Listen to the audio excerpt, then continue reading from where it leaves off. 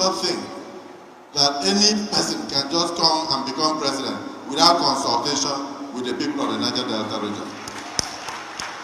So the Niger Delta region has assessed President Bola Ahmed Tinubu and found him fit to continue in office beyond 2027. That is the truth. No be so? No be so? So let other people who are conspiring, they did it before and move our son, good Lord Bello Jonathan. This time around, we are saying in this region that the entire South region, the entire Niger Delta, will speak as one voice. We speak as one voice. And we are telling the president, on your mandate we stand. On your mandate we stand. No conspiracy formed against this government that has recognized Niger Delta shall prosper. Can we shout amen? Yeah. 46 years ago was the time that they gave the Niger Delta the opportunity to produce a Senate president in the person of Dr. Joseph Wires. This is the government that has recognized Niger Delta. But you are recognized when it comes to taking your resources and abandoning your environment. Today the president has set up a university of environment, a university of sciences in Ogoniland to take care of the environment. There were many reasons. Part of it was leadership tussle. In the Niger Delta region, we have what we call periwinkle politics. Periwinkle politics is politics of the same head. Everybody bears the same head. Nobody wants to wait for his turn. Everybody feels that he should be here and not the other person. So there was always this conspiratorial situation. Each management in the NDDC, from the management itself, they will conspire against themselves. And of course, those that you met on ground, the staff, will assist you to quarrel. And shortly after, they will send you away. Maybe one of them will become acting managing director. And I realized when I was Minister of Niger Delta that was the main issue. Let me even tell you a story. The NDDC for almost 20-something years stayed in a rented apartment on Aba Road, paying 300 million a year. And that apartment or that upstairs was not connected to the national grid. It would have taken less than 70 million to do so. But it was easier for them to give out contracts for diesel to all and sundry, 300 million, 500 million a month, without connecting that place to the national grid for over 20 years. We are here to let you know that yes, past National Assembly members also saw your confusion and added more. So even before you can get your budget passed, they will also insist, do this from a region, do this. At the end, you balkanize the entire budget and you could not complete even 10 kilometers of quality road for Niger Delta region. You left behind over 14,700 projects abandoned because regime change after regime change brought with it new projects, new ideas that were never crystallized.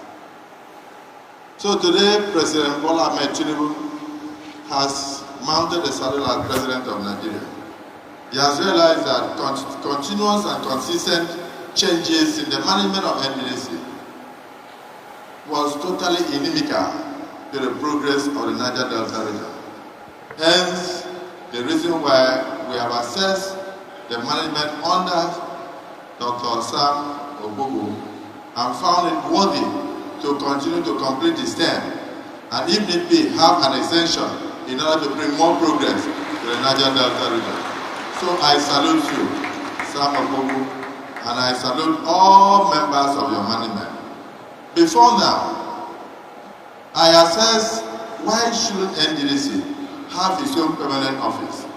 As Minister, not of Regional Development, but then of Minister of Niger Delta, I had to struggle to complete a 13-story building with another 4-story ancillary structure.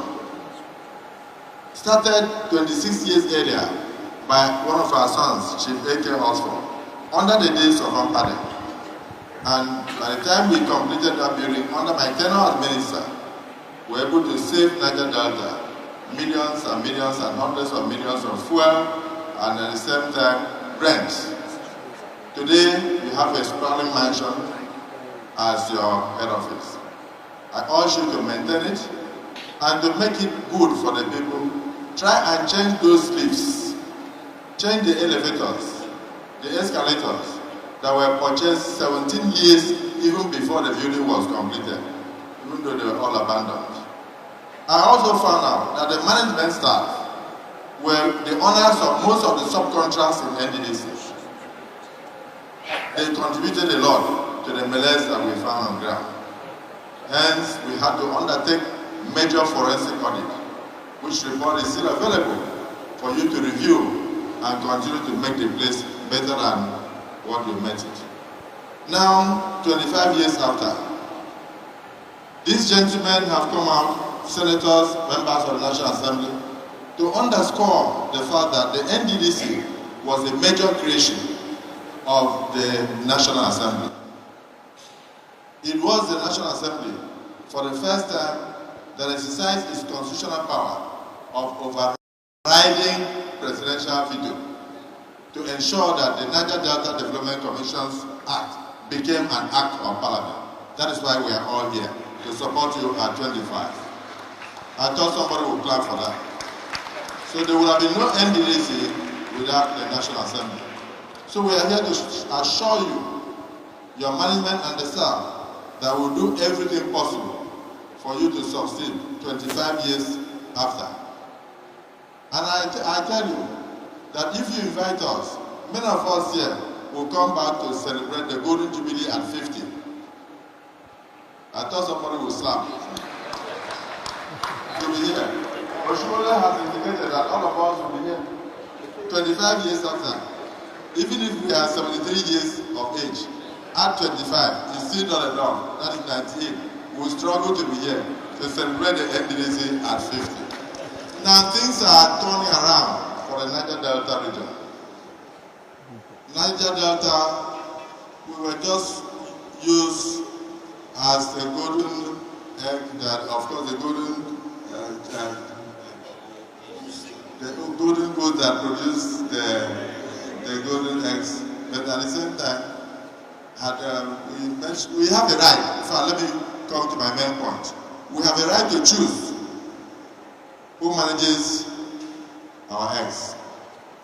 We have a right to choose who manages our resources. This is a region that produces the wealth of the nation.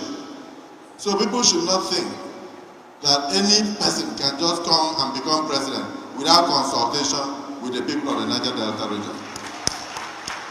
So the Niger Delta region has assessed President Bola Tinubu and found him fit to continue in office beyond 2027. That is the truth. No be so? No be so? So let other people who are conspiring, they did it before and move our son, good Lord Abela Jonathan. This time around, we are saying in this region that the entire South region, the entire Niger Delta, will speak as one voice. We speak as one voice. And we are telling the president, on your mandate we stand. On your mandate we stand. No conspiracy formed against this government that has recognized Niger Delta shall prosper. Can we shout amen? Yeah. 46 years ago was the time that they gave the Niger Delta the opportunity to produce a Senate president in the person of Dr. Joseph Wires. This is the government that has recognized Niger Delta.